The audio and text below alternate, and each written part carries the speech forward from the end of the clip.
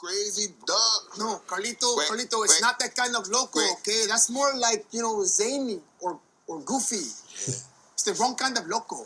You want to see loco? Carlito, you're not crazy. You're like the quiet one.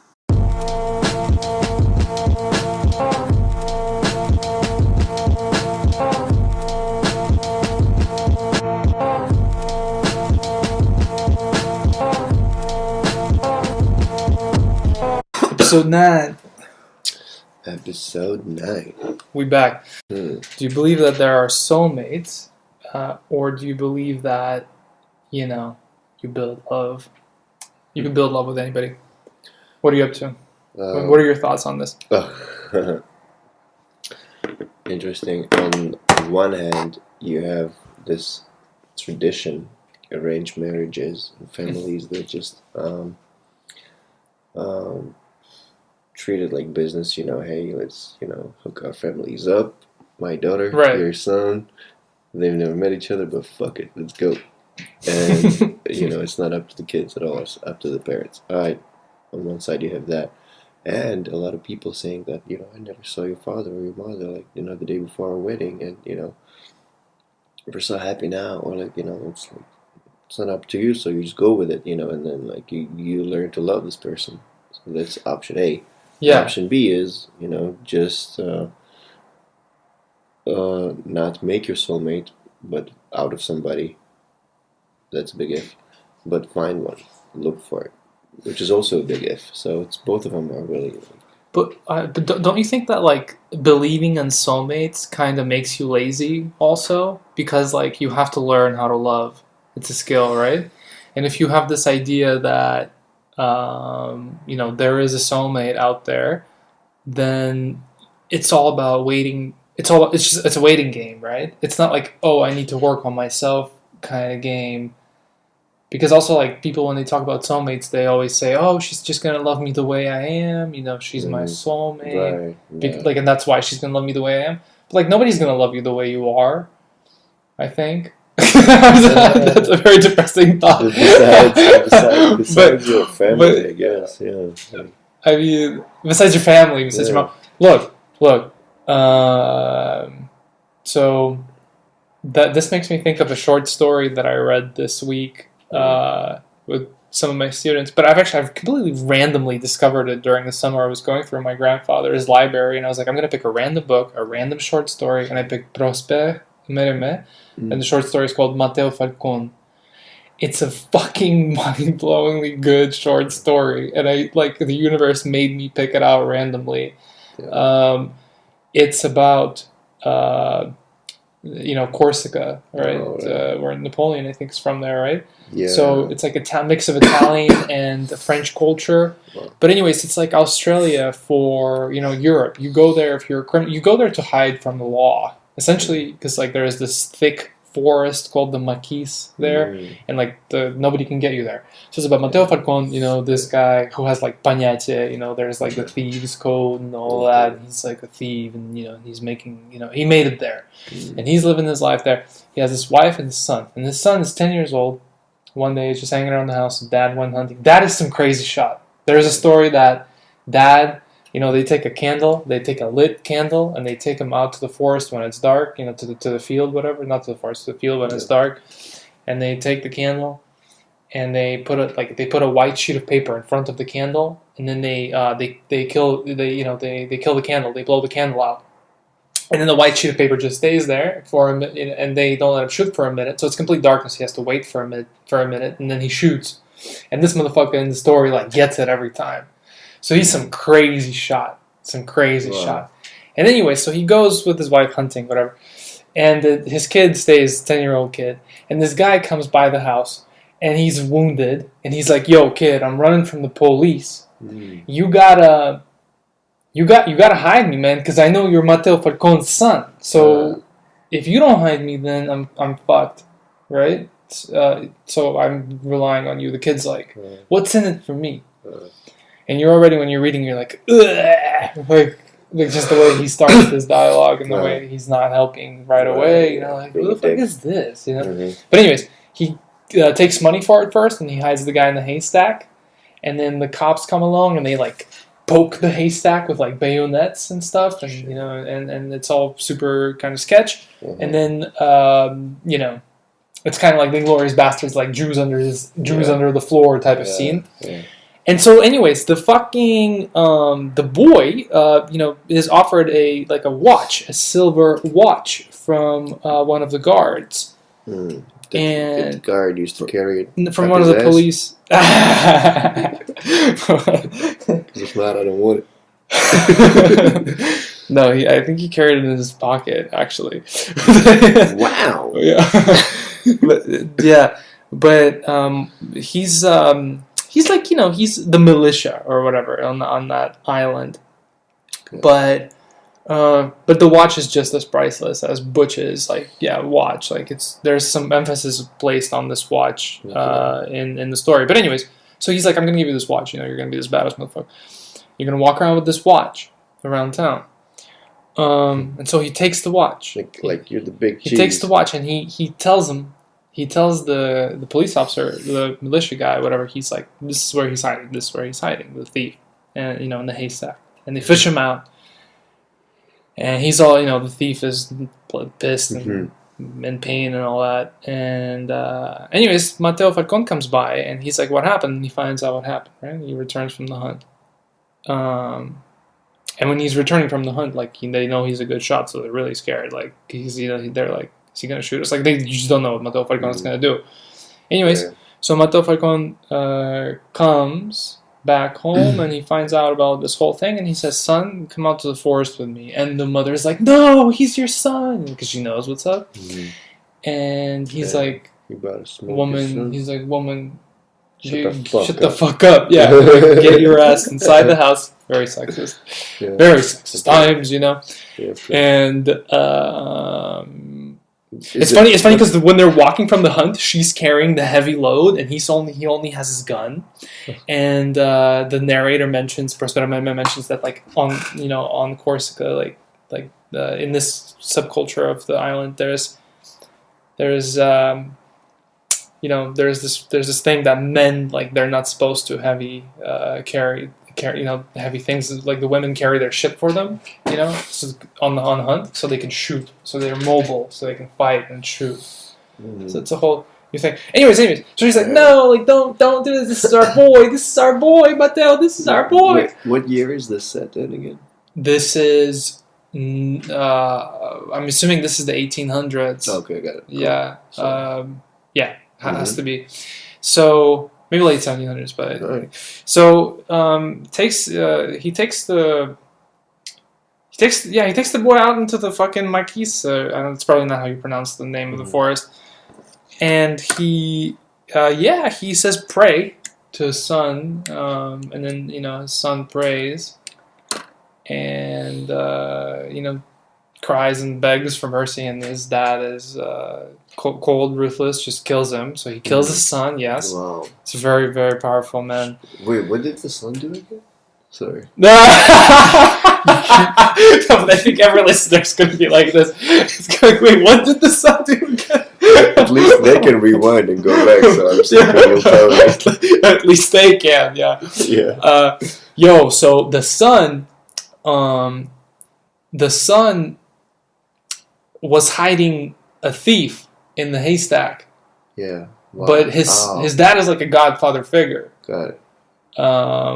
And so he hid it. His dad used to be a thief. His dad used to break the law. Right. And the police, like a police officer comes around snooping around. He knows the kid knows. He just feels it, like where the guy is. And he's also afraid of Mateo Falcone. Why? He's really afraid of him, right? So he's like, I'm just going to give you this watch, man, and you show me where he is. So basically, he sells himself to the police. Essentially, like the police buys him. Buys the son. By then, he's 10 years old. But he's 10 years old. So he kills him for ratting the dude out. He kills him for ratting the dude out. Not for taking him in. He wasn't pissed off that he hit the guy. He was pissed off that he ratted the guy out. I can get it. I can dig it. But I mean, not really. Not something I would do, but But I think the finishing line is that his wife is like, what have you done? You know, she's crying, and he's like, justice, with his French accent. You know, he looks like Jean Reno probably. Yeah. Justice. Justice. Le justice. Justice. Yeah. And then she's like, she's blown away, obviously, but yeah, I don't think she says anything. I just think he says another statement. I think that's the final line in the story, and it's like, this is the first traitor in the Falcone like family. You know, hopefully the last, something like this, right? The last man, yeah. Right. So you said this reminded you of Soulmates. How? Fuck, I don't remember. We started with Soulmates? Yeah. You were like, oh yeah, that reminds me. Yeah, I guess you just wanted to flex the story you read. No. I swear the guy did not want to just flex it. I had a fucking thing. That was of course I wanted to flex the story. But no, dude. I had a connection to Soulmates. The connection was... Oh, the connection was... This is a story about betrayal, right? Right. For me, that's the theme. And the statement that's made about this story also is that, like, true love is, I guess, forgiving betrayal. But it's hard. It's hard to forgive betrayal, and it's hard to forgive other people's mistakes, you know? It's really hard. So for me, like, one takeaway was that, like, true love is when you forgive the fuck-ups of others. Yeah. You know? Yeah. And then that made me think that there's just no such thing as unconditional love. Mm-hmm. You know, even just maybe just with our mothers, man. Yeah. Gotta hold on to them. Uh-huh. God bless them. But even with them, they have expectations. Everybody has expectations. Yeah. Everybody has fucking expectations, man. And well, eventually, I guess. Like, look, Mateo Falcone expected his son to be different, right? Mm.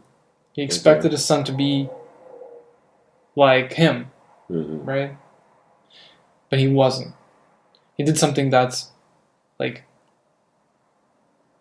just not, a manly thing to do. And at this time, it's not. There's no childhood. Like, he's 10 already. You know, he can like handle a gun, whatever. He's like, for this time, he's like a kid, you know, who is responsible for a lot of shit that he does, I guess. But it's still crazy. It's still crazy that he's 10. Oh my god, this is such a heartbreaking story. Who's 10? The guy, the kid that gets iced. Yeah. The son is 10 only? The son is 10. Yeah, the son is 10. Yeah. But well, you gotta blame the cop, man. The cop, man, for manipulating a kid like that. Because that's a kid. He's not gonna know any better, man. The cops are fucking ruthless. Yeah. So there's that. It's a kid. It's a kid, dude. That's the real bad guy here, man. Really? Yeah. That's a great analysis, man. Yeah. That's the fucking. It's the cop that has this spin on it, also. But anyways, man, it just made me think, and this is a sad thought. This makes me sad because I begin to realize this more and more as I grow older, is that there's no such thing as unconditional love. You know, it's one of the things that, like, breaks me emotionally sometimes, is understanding that. I'm still coping with this realization, personally. Well, maybe not but it's right away, but you get there eventually, I feel like, with someone. What do you mean, like, love with no expectations? Like, you know, there's always going to be expectations. There's just, this is the way we function. So it's become more of a happy thought for me. I've reworked it, right? I've learned to see the positive, and I think it's just like. Well, don't you have expectations of? I do. Other people? I do. There you go. I do. It's just, you know. I don't love unconditionally, man. That's the thing. But I thought I did. Yeah. Well, if you don't, it's not, you know, doesn't mean that it doesn't exist. But yeah. Because, like, it was hard for me to forgive my dad, you know. But I did. And I love him now, and, you know, he's not with us anymore, right? So I can't not forgive him, can't not love him. Yeah. But dude, it's given me so much strength, right? But like, why was it hard for me to forgive him, right? Essentially, forgive me, make myself better. It's my dad. Yeah. Like, why was it hard for me to forgive? Because Well, because like there's no such, well again because like I think that there is no unconditional love, right? Because there are certain things that I expected from him and he didn't deliver, and so we had issues, right? So, but then again, I still forgive him and I still love him, right? So I don't know. So I guess true love is forgiveness, right? True love is forgiveness of betrayal. That's the lesson from this story, I guess. Definitely. Right. Well, did the mother stay with the Falcon? Forgiveness of fuck ups also. Did the mother stay with the Falcone? Yeah, of course. She did? Yeah. So she forgave him? Man, she probably can get killed if she wants to leave or something. Sure, yeah. I don't know. No. I have no idea how it is, but... She would probably... It sounds like it. Totally, very, very plausible. Yeah, so... Yeah, Falcone, man. Falcone ain't no joke. Falcone ain't no joke, man. He ain't no joke. Yeah, man. He definitely ain't shook.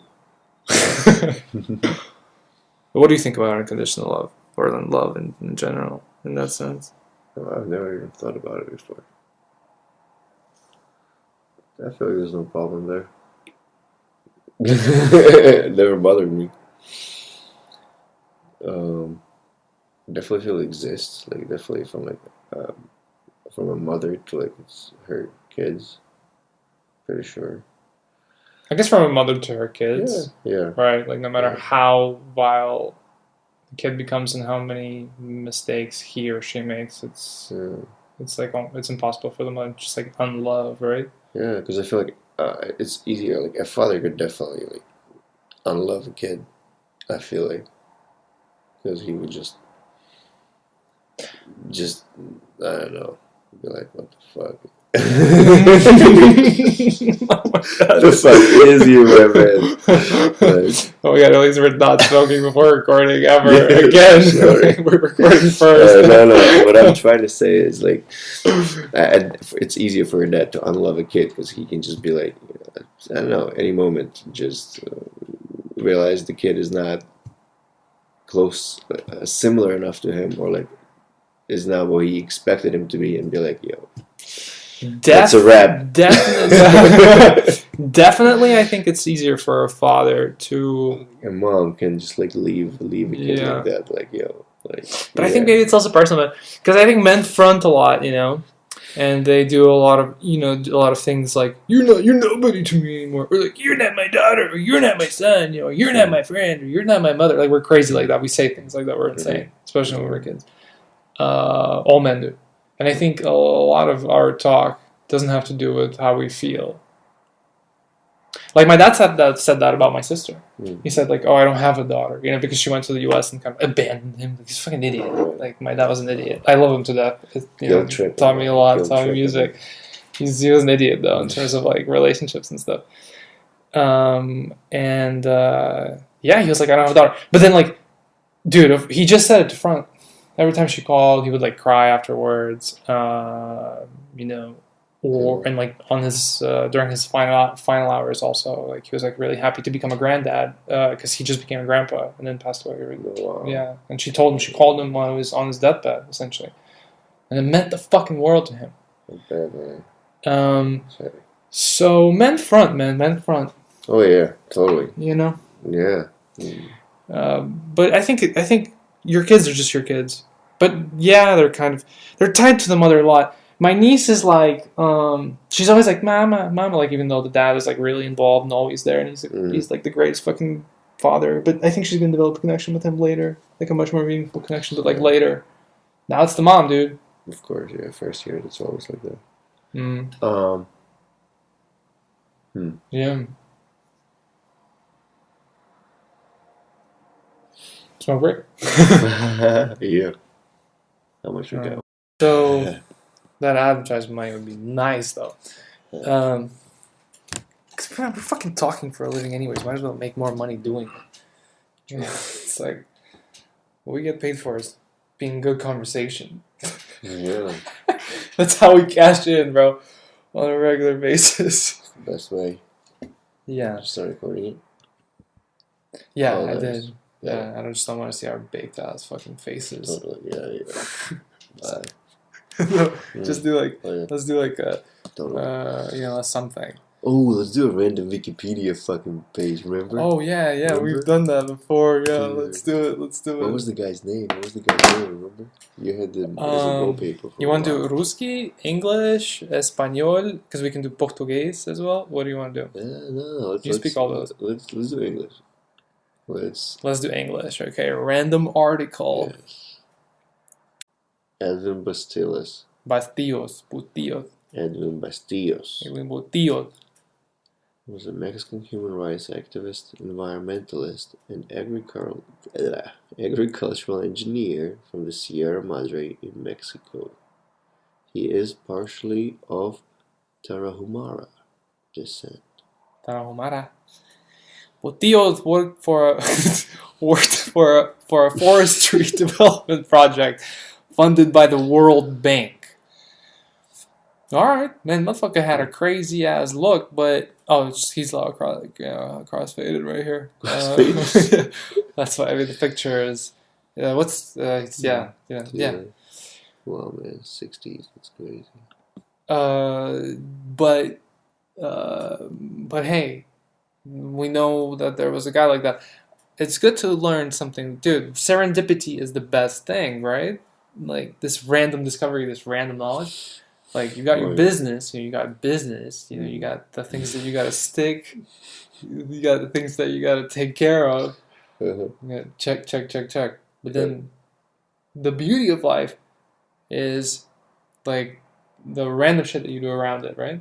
Totally. The stuff that you didn't plan for. There's so much, right? There's so much you can't see on the next day is gonna work out. Yeah. You never know what you're gonna hear, what you're gonna think, like blah blah. So there you go, Edwin Bastillos. Props to you, man. Props to you. Next random article. Good shit. Last one. Good shit, EB. July 27th is the 20. It's about July 27th. July 27th. It's wonderful. Is the 208th day of the year, 209th in leap years in the Gregorian calendar. 157 days remain until the end of the year. Cool. 137 days at that point. Events. Some. Do you choose one event? You choose any event. I'll choose another event. Yeah, you go. Jesuit. Priest, Francis. You got this. Ship reaches Japan, 1549, July 27th. We got this. In 1549. The Jesuit priest Francis Xavier's ship reaches Japan.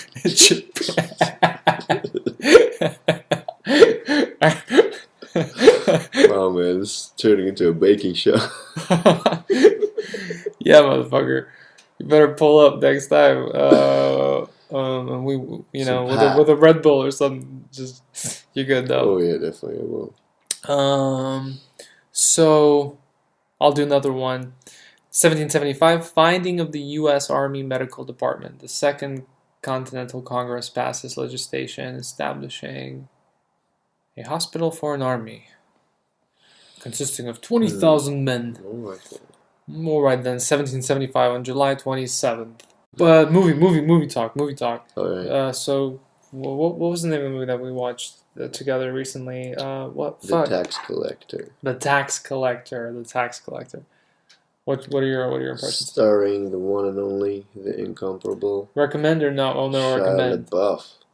Totally recommend because it's a 10 out of 10 because it hits all. 10 out of 10. It covers all the fucking genres, the whole spectrum, and more. It hits you on every fucking nerve. I never expected Shia LaBeouf. Is that how you say that? Shia LaBeouf. Shia LaBeouf. Yeah. LaBeouf, yeah. I never expected Shia LaBeouf to own the fucking Cholo character. Totally, man. Yeah. Like what the fuck? Like where did that come from? Yeah. Like that was perfect. He did a good job playing like a gangster, like a Mexican, I guess, like a Latino Mexican. Yeah, man. He totally overshines, man, the whole cast. And you're just oh my god, he just fucking kicked ass. So, the way he fucking dies in that movie too. No spoilers.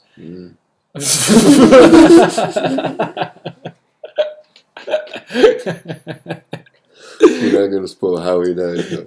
Yeah, no, it's like whatever, you know. It's a movie about gangsters, but how he dies, yeah. Put some suspense on it. Shit.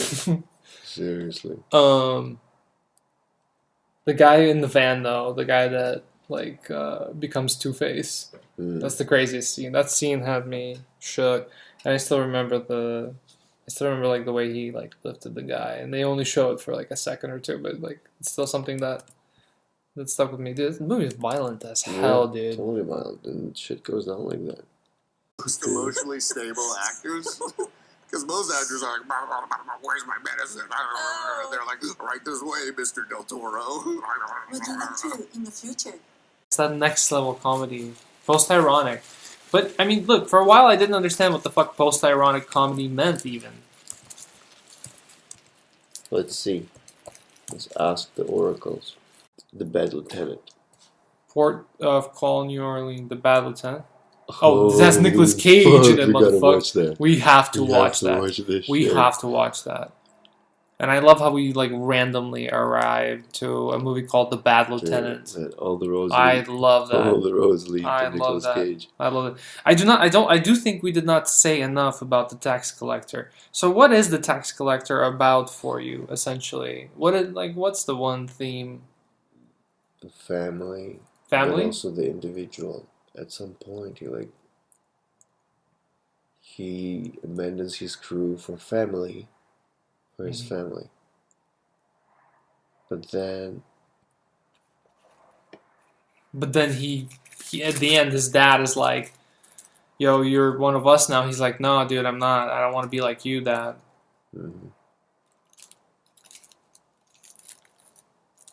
Dude, that guy's gonna need a lot of consultations with a psychologist, and like he's gonna need a good therapist, man. I mean, Creeper. Totally, man. I mean, his wife. Damn. Some cold stuff. Some cold cinema, man. His wife got eyes, dude.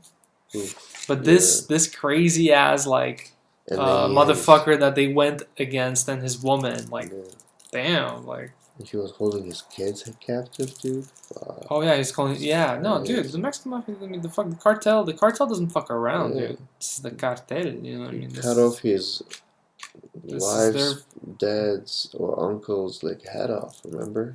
Sent him the head. Oh yeah, and just sent him the head. Yeah, just sent him the head, dude. Insane amount of violence, dude. Insane amount of bleeding, and death, and pain, and trauma, and everything. Insane. Like it's fun to watch on the screen, but they're trying to show someone's life, right? We had a lot of fun at the cinema, but like, goddamn, like, damn, what a job to have. That's not a fucking job that leads to anything good. But dude, that scene where they decide who's the craziest one. Oh right. There's this like little comedy sketch in it that we forgot about, right? Oh, but that's Key and Peele. I thought that was in the tax collector. Oh no! Oh my god! Everything's just like everything's just like molded. Like this quarantine fusion. Like Quarantine Fusion is gonna be a book. Oh wow! It's a cool name. Quarantine Fusion. Dude, this like fucking fusion, like a fucking shit. Like I just thought that I just totally thought that was the tax collector. Crazy dog. No, Carlito, it's not that kind of loco, okay? That's more like, zany or goofy. It's the wrong kind of loco. You want to see loco? Carlito, you're not crazy. You're like the quiet one. Yeah, let's wrap it up, guys. That's all, folks. That is all for now, folks. Peace.